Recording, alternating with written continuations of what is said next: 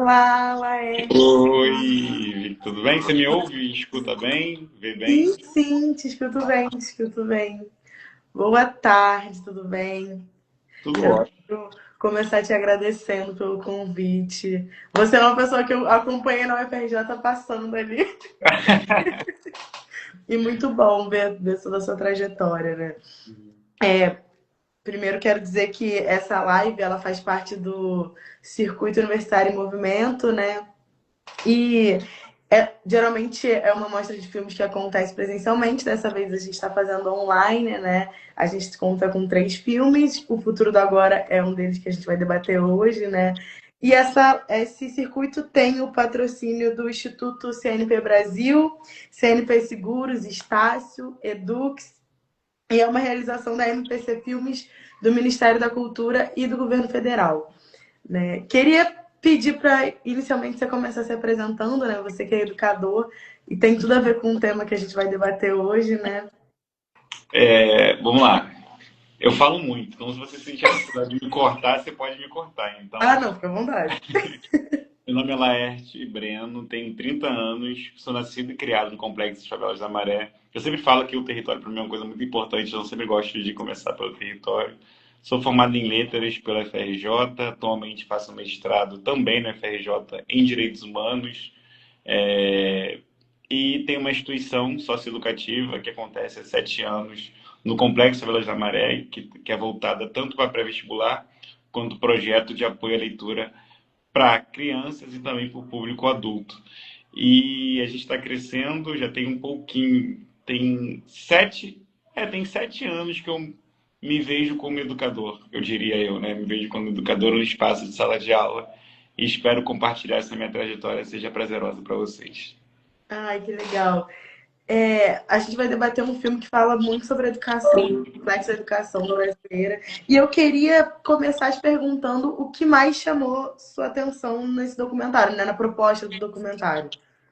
Olha, primeiro, o filme, né, o nome do filme, ele traz essa palavra agora, assim, muito forte, né?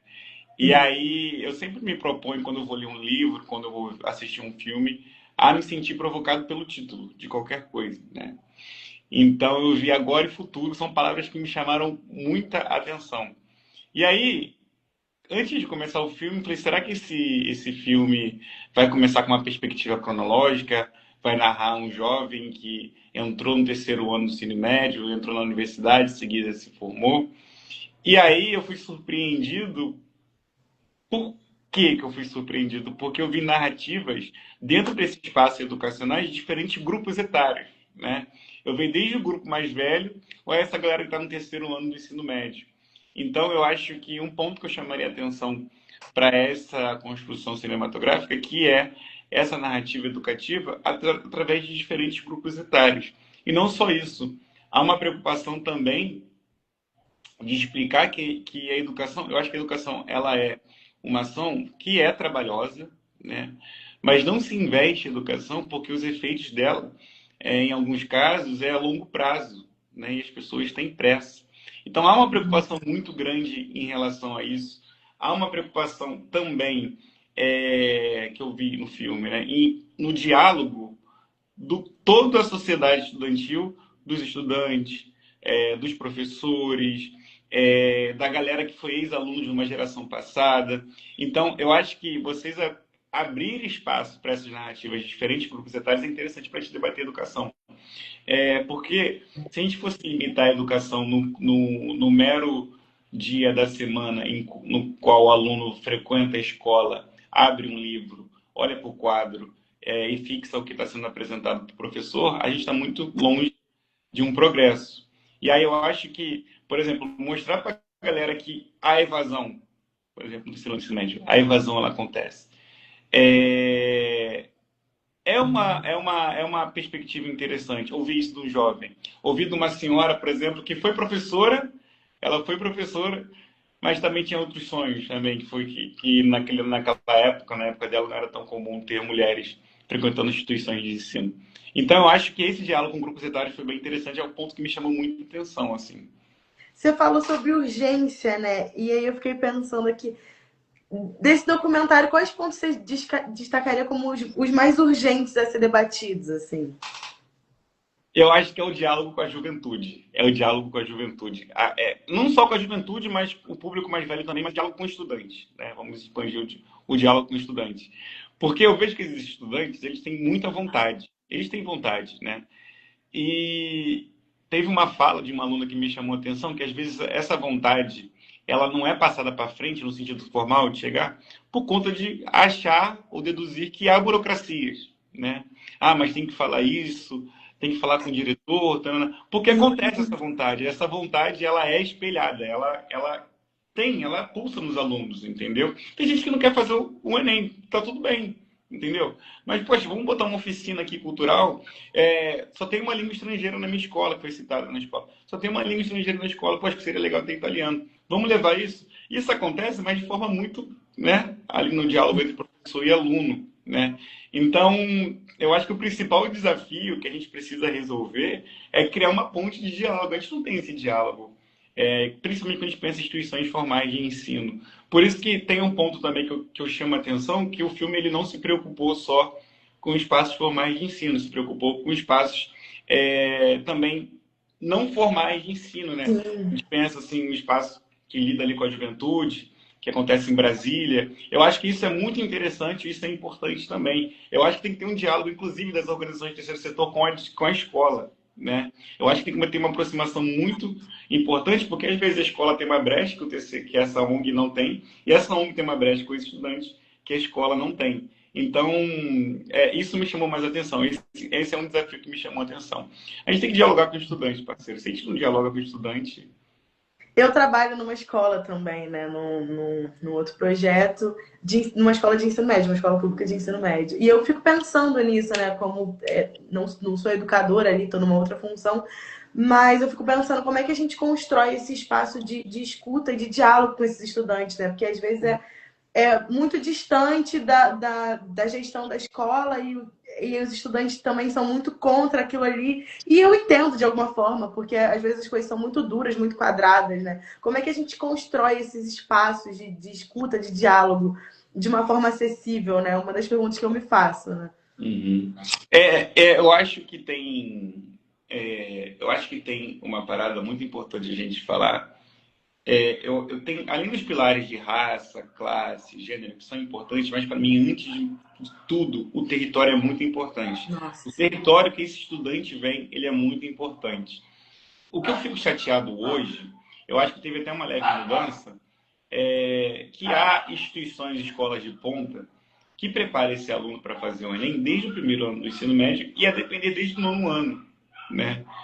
Eu só tive um conhecimento do Enem quando eu estava no terceiro ano e com a música da Manu Gavassi, que tocava, entrei para a faculdade do Enem. Então, era uma informação muito precária para mim, era uma informação muito precária para mim. Então, tem uma ponte, e eu não sei como a gente pode.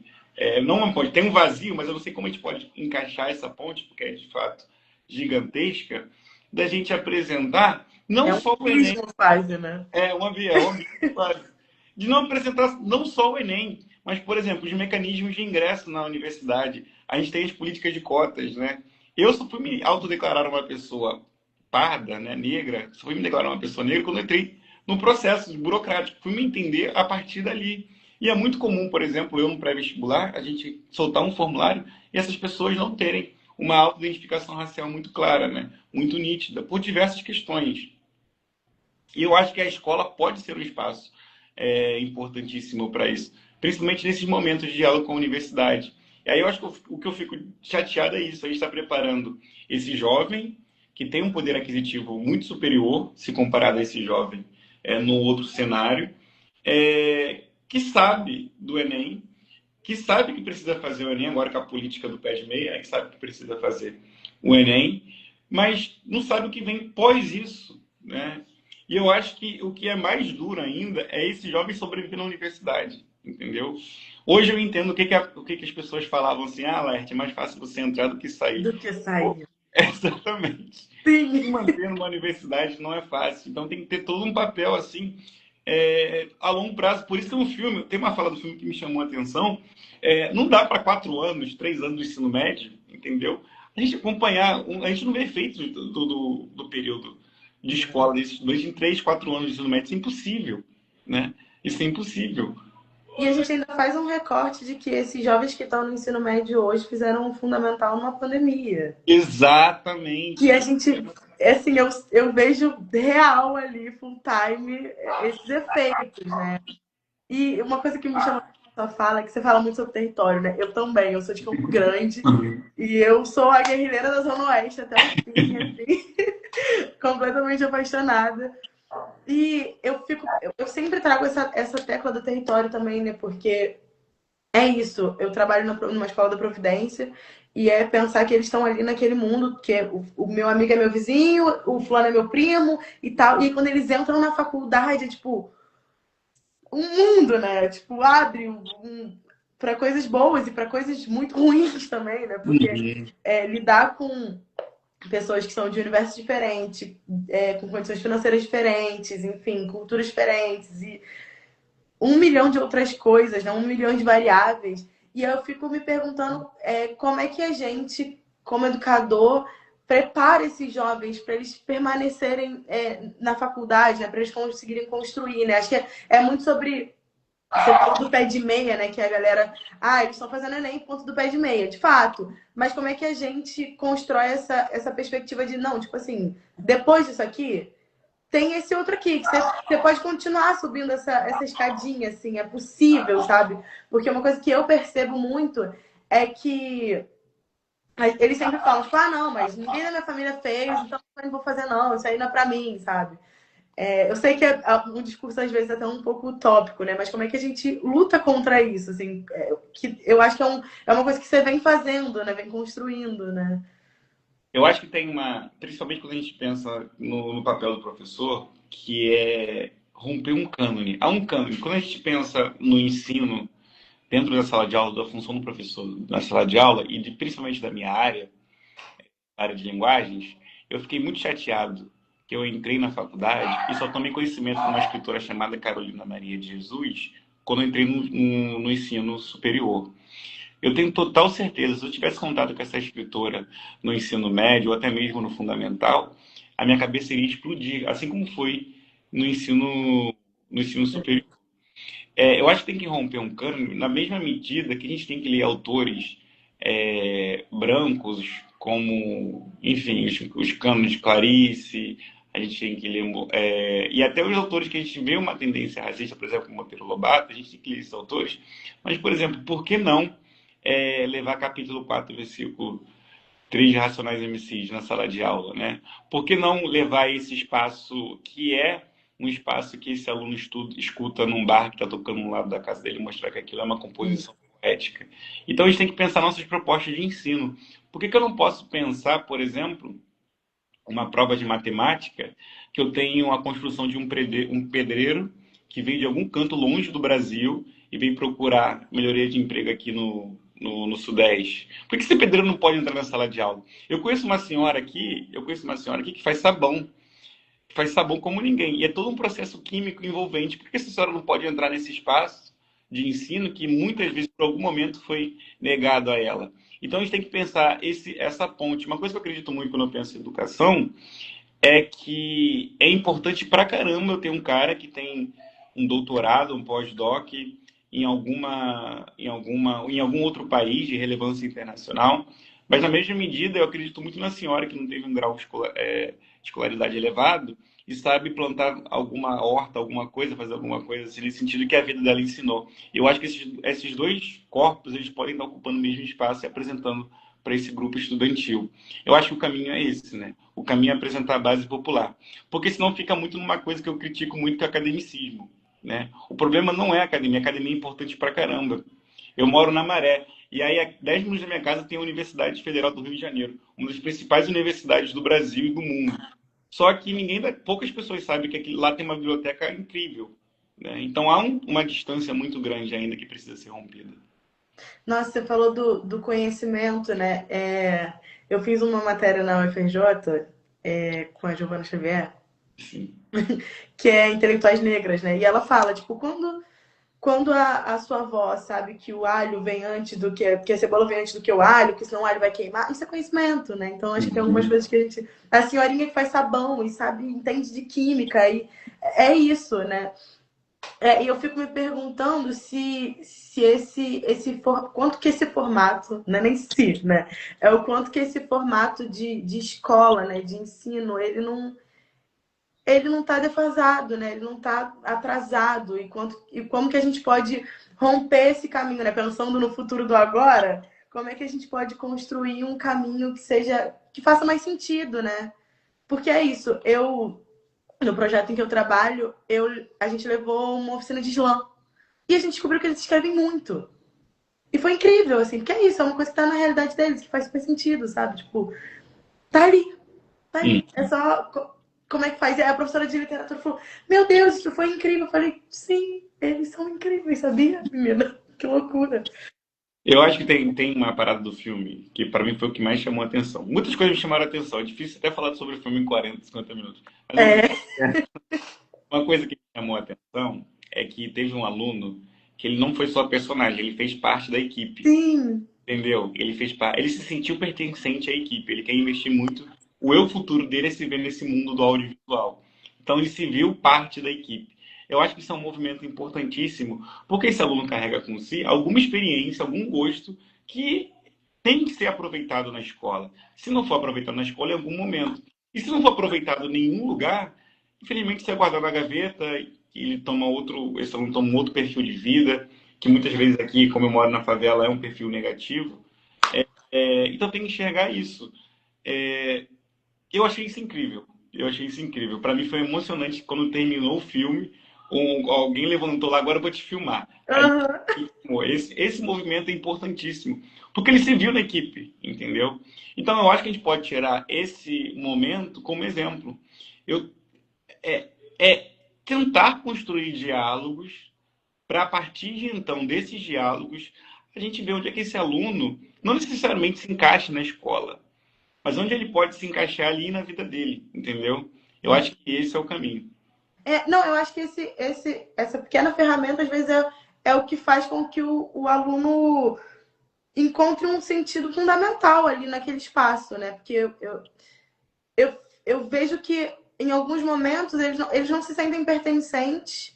E é muito sobre pertencimento, né? Como a gente falou de território. Tipo, se você não tem uma conexão com aquele espaço ali, se você entra naquele espaço, você sente que você está num lugar obrigado, aquilo é uma prisão, aquilo não tem nada seu, né?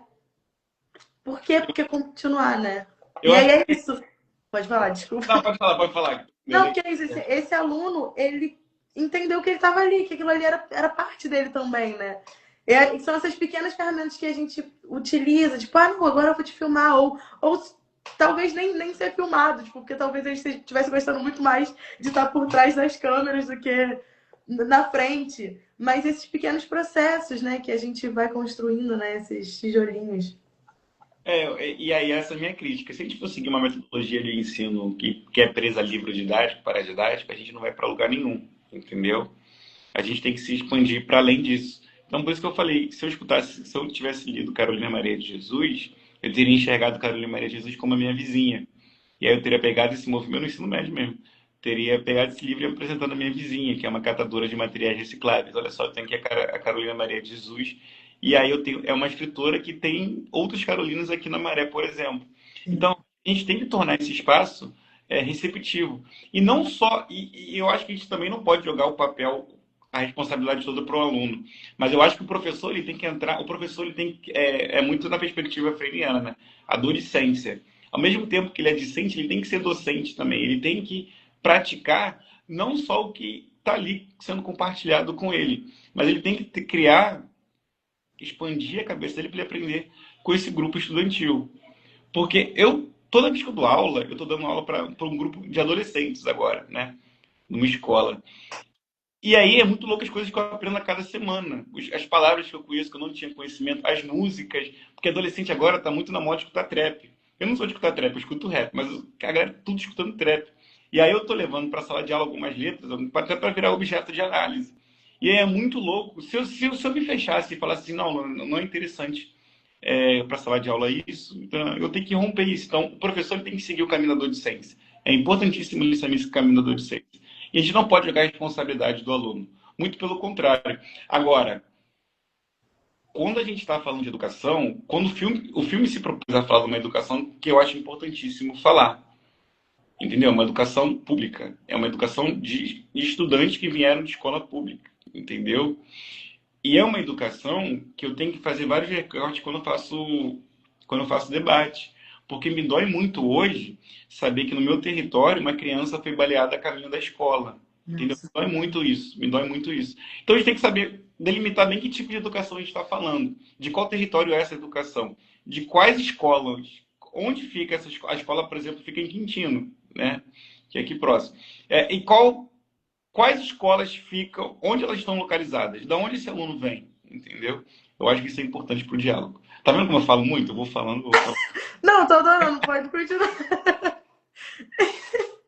Mas é isso, né? Pensar em outras políticas públicas que também vão fortalecer a permanência desse aluno na escola, né? Uhum.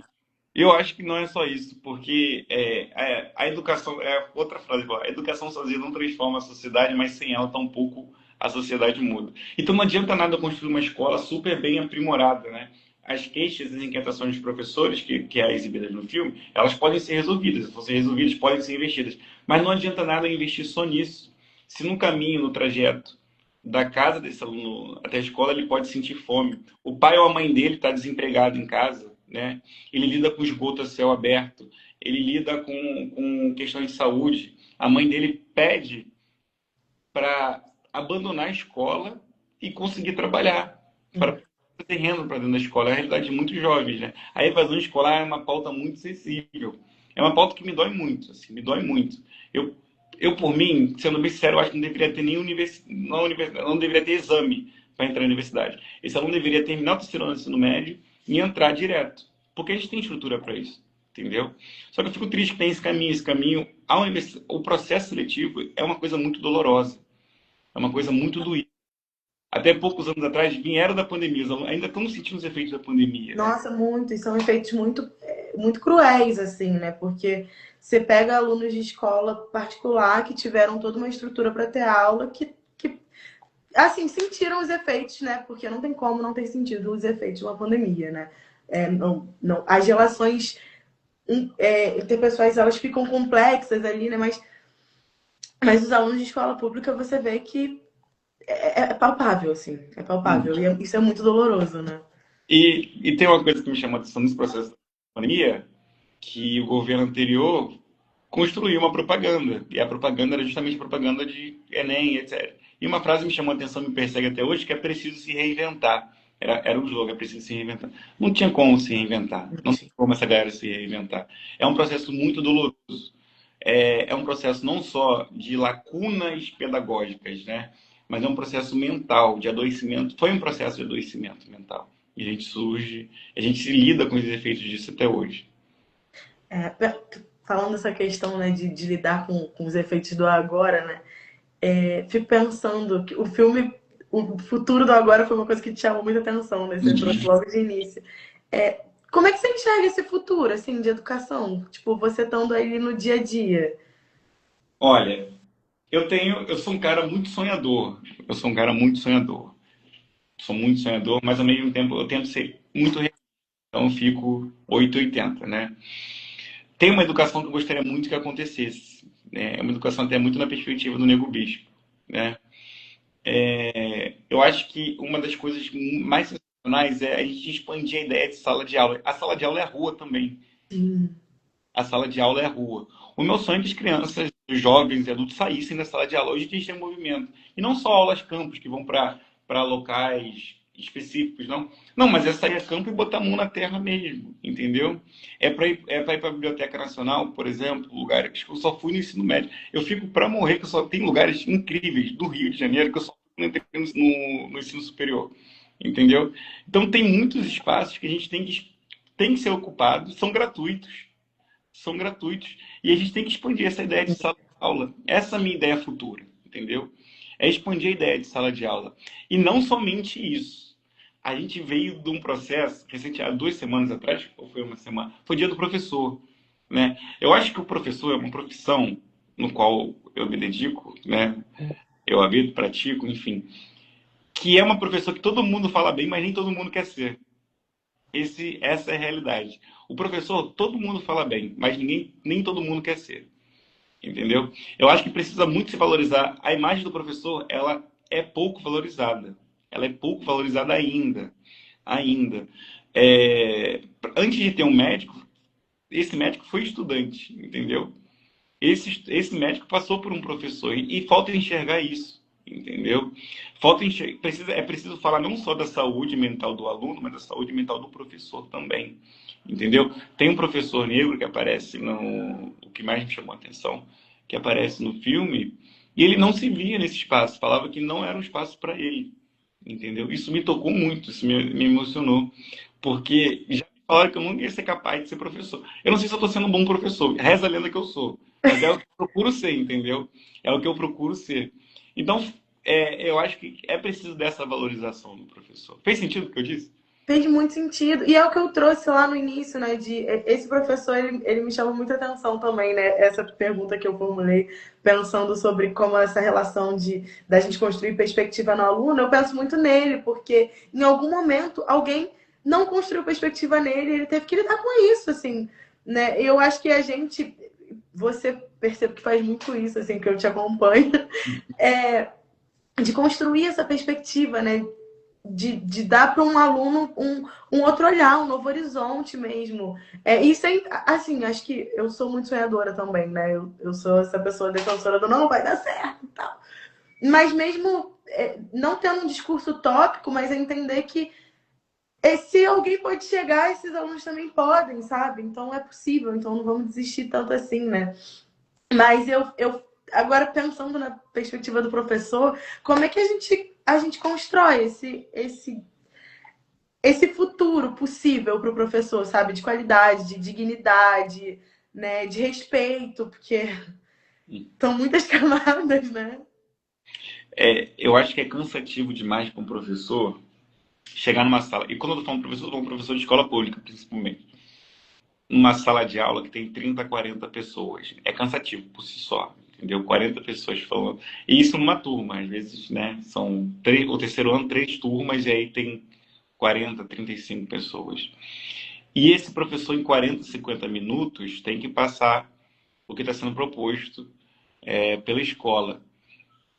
Eu acho que o professor, primeiro que ele é incrível pra caramba, para não dizer que é palavrão, né? Mas o professor é incrível pra caramba. O professor, para mim, por isso que eu escolhi ser professor, é uma profissão que forma, não só enquanto pessoa trabalhadora, mas enquanto cidadão mesmo. Eu acho que a gente tem que estar todo momento aberto ao aprendizado. Aprendizado que eu digo não só de chegar e ler um Bell Hooks, ler um Florestan Fernandes, não. Mas aprendizado com o colega ali da profissão, entendeu? Para mim é muito importante chegar numa aula, a capacidade que eu tive de chegar numa aula que eu dei de produção textual com a área de biologia. Para mim é muito importante entender que o meu território tem uma história também. E eu levei esse aluno para uma aula Campo na Maré, entendeu? Dizendo que aqui, em dado momento, aconteceu isso, essa rua tem esse nome por causa de uma pessoa. Eu acho que esse professor tem que estar aberto a uma formação continuada, né? Além, claro, da valorização. Mas a valorização não é algo que compete ao professor. É algo que compete para uma, enfim, a nível maior do que ele. Mas pensando o papel dele em sala de aula, é isso, entendeu? Porque não é coisa mais emocionante, não é coisa, pelo menos para mim, né? Não é coisa mais emocionante um aluno chegar para mim e falar que se tornar um professor, que está se tornando um professor por minha causa. E não é coisa mais emocionante, sabe? Você se encontrar um aluno na rua, às vezes eu estou na rua andando, eu estou do nada num barzinho assim, aí eu escuto um grito, professor, opa, entendeu? É uma coisa gostosa. Gostosa, dá um quentinho no coração. É uma coisa gostosa. Porque aluno está em tudo que é lugar, entendeu? É que nem brasileiro no país. No mundo, está em tudo que é lugar. Aluno chega e aparece. Chega. Entendeu? É isso. Acho que é isso. E você fala muito da rua, né? Entender a rua como um outro território, né? Eu fico pensando, né? Não só na rua, mas a arte, o audiovisual, né? A gente tem um filme super potente, que é O Futuro do Agora, e outros filmes que a gente debateu aqui na no circuito, né? Que são super relevantes, né? E aí, como é que você enxerga a importância desses filmes, assim, que a gente pode levar como, por exemplo, o futuro do agora na educação brasileira? Eu tenho uma perspectiva bem interessante. Eu vou trazer, num primeiro momento aqui da minha fala, algo que talvez destoe um pouco da sua resposta para fazer sentido. O que eu fico muito chateado hoje com colegas quando eu entrei na universidade, é muito comum a de pesquisadores que estuda sobre determinado tema, e esse tema está ligado ali à favela, classes populares, etc., entram nesses espaços e depois somem, né? Entram nesses espaços e depois somem. Quando a gente pensa um projeto, como foi esse filme, por exemplo, eu acho que esse filme e outras produções, que eu não diria nem similares, mas outras produções que se propõem a apresentar essas histórias, essas narrativas, elas têm que pensar não durante a gravação ou antes da gravação, né? Mas no pós-gravação. Então, por exemplo, esse aluno que filmou, ele tem que estar em algum seminário, em alguma palestra, falando da experiência dele enquanto filmmaker ou enquanto estudante. O que ele está fazendo hoje? Essas três meninas que ficaram sentadas e falando dos sonhos dela, a do meio de óculos falando, por exemplo, que não vai passar esse ano para o vestibular. Essas pessoas elas já vêm com uma autoestima, infelizmente, muito baixa. Ela já está indo pro Enem com medo, assim, não vou conseguir passar. E tá tudo bem, sabe? Talvez ano que vem ela se prepare melhor. Mas a gente tem que pensar no pós. Poxa, se um professor, a escola que vocês filmaram, vai olhar para essa aluna e vai se perguntar o que a gente pode fazer com essa aluna ano que vem? Entendeu? O que a gente pode fazer com essa aluna? Será que ela quer fazer mesmo universidade? O que ela quer fazer? Eu não lembro o que ela quer fazer agora, mas o que ela quer fazer? Entendeu? Eu acho que são coisas que precisam ser analisadas. Para mim, um material audiovisual é uma coisa lindíssima, né? Um filme, para mim, é uma coisa magnífica. Porque daqui a 10, 15 anos, essa juventude vai olhar para isso daí e os bisnetos daquelas senhoras vão olhar para esse filme. Eu estou olhando para o lado porque a imagem do vídeo está do outro lado. Vão olhar para isso e vão falar: caramba, minha avó, caramba, olha eu quando era mais nova, entendeu? Eu não consegui realizar meu sonho, mas meu filho talvez consiga. Então, eu acho que essa ideia cronológica, e quando eu digo cronológica, no sentido ocidental, de passado, presente e futuro, não só isso, mas no sentido de preservar a memória. É isso que esse filme se propõe a fazer. Eu achei incrível pra caramba que vocês acharam, né, durante as gravações, é, jornais antigos de estudantes da época das senhorinhas, assim. Isso é Isso é bem legal. entendeu? Não entender o tempo como uma ideia linear, assim, o início, meio e fim, mas de preservação da memória para a geração do hoje, para preparar a geração futura, entendeu? Eu acho que o filme se propõe a isso. E é um filme que pode ser exibido daqui a 10, 15, 20 anos, entendeu? Sim, entendo, vai fazer sentido. Entendeu? Sim, sim. Nossa, muito bom te ouvir. Essa perspectiva do tempo e tal. Isso é muito legal, né? Pensar que eu espero muito que daqui a um tempo essas pessoas olhem para esse filme e essa menina tenha conseguido entrar na faculdade e coisas boas tenham acontecido, assim, que elas tenham uma outra perspectiva, né? Mas eu queria te fazer uma última pergunta, Uhum. que é sobre como você enxerga esse futuro aqui, essa geração. No, o agora no futuro. Eu tenho um ponto muito positivo que me deixa feliz, que hoje a criançada, eu digo a criançada, está muito mais engajada. A criançada está muito engajada. Quando eu era criança, tinha 8, 9 anos, eu tinha muita vergonha de falar que eu moro na Maré. Eu falava que eu morava num bairro próximo, que é Bom Sucesso. Então eu tinha muita vergonha de falar. Isso durante toda a minha adolescência, só mudou quando eu entrei no pré-vestibular. Isso é muito importante para mim. Eu tenho uma instituição e a gente trabalha com crianças. Eles têm um evento, uma festa junina, que eles apelidaram de Arraiá dos Cria, né? De Arraiá dos Cria. Então, uma criança de 8, 9 anos se apresentar como cria, para mim é incrível. É uma coisa que na nossa geração, até pouco tempo atrás, a palavra cria nem existia, entendeu? Uhum. Hoje em dia é uma coisa muito mais forte. Então, eu sinto que a geração hoje está vindo muito mais engajada. E não só isso. Eu não sei você, mas eu fui a primeira pessoa na minha família a entrar numa universidade. E eu vejo outros colegas meus que vieram de trajetórias semelhantes às minhas, de famílias semelhantes às minhas, e também foram os primeiros. E aí eu acho que a partir disso vai criar-se um movimento da juventude mais da juventude futura mais engajada. Mas para isso acontecer, entendeu? A gente não pode se deixar silenciado. Então, eu enxergo uma juventude engajada. Daqui a 30, 40 anos, por exemplo, hoje eu sou professor. Quando eu tiver uma filha, eu vou preparar essa minha filha para entrar numa universidade, né? Muitos amigos meus não tiveram esse privilégio, infelizmente, né?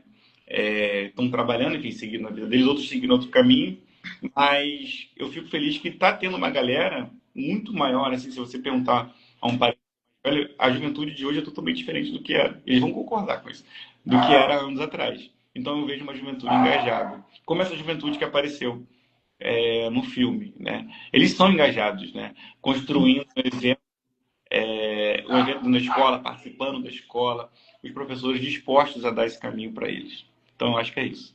Eu espero que essa juventude encontre pessoas engajadas como você para se manterem engajados, né? Exatamente. Exatamente. Mas Porque, sempre tem que ter, entendeu? ai, sempre tem um que dá uma leve salvada, assim. Exatamente. Porque Exatamente. é isso, né? Eu acho que quando a gente é engajado, se a gente não, se a gente encontra alguém que vende algum balde de água fria e a gente já não tem muitas saídas, permanecer assim é Uhum. difícil, né? Uhum. É difícil. Aí quando a gente encontra alguém que tá com uma mínima esperancinha ali também, a gente se junta e fala, ai, vai dar certo, vamos embora então. Perfeito. É isso.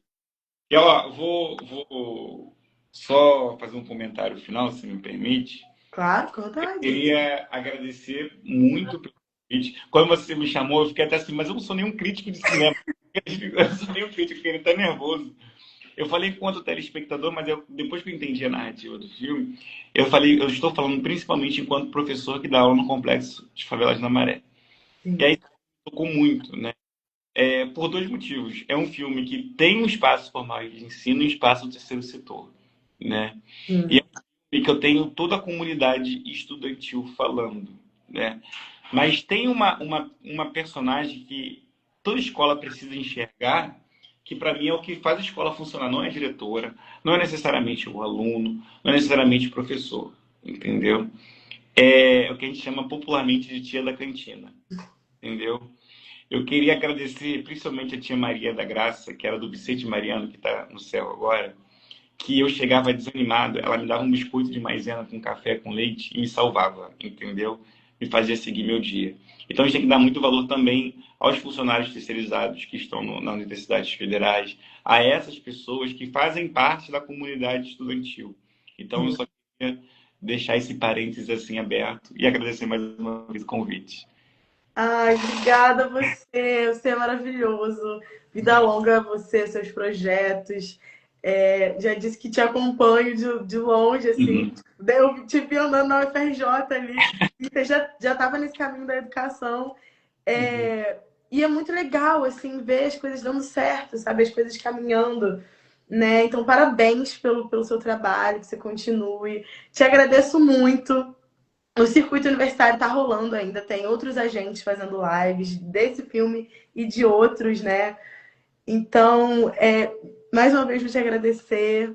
Muito obrigada por ter trocado com a gente, ter contado sua trajetória, ter contado suas perspectivas sobre o filme. E é isso. Beijão. Sempre que precisar, pode acionar. E todo mundo está bem-vindo para visitar Maré, o Busco de Moto e conhecer, tá bom? Tchau, gente. Beijo. Ai, tá bem, Laerte. Beijo. Beijo. Tchau, tchau.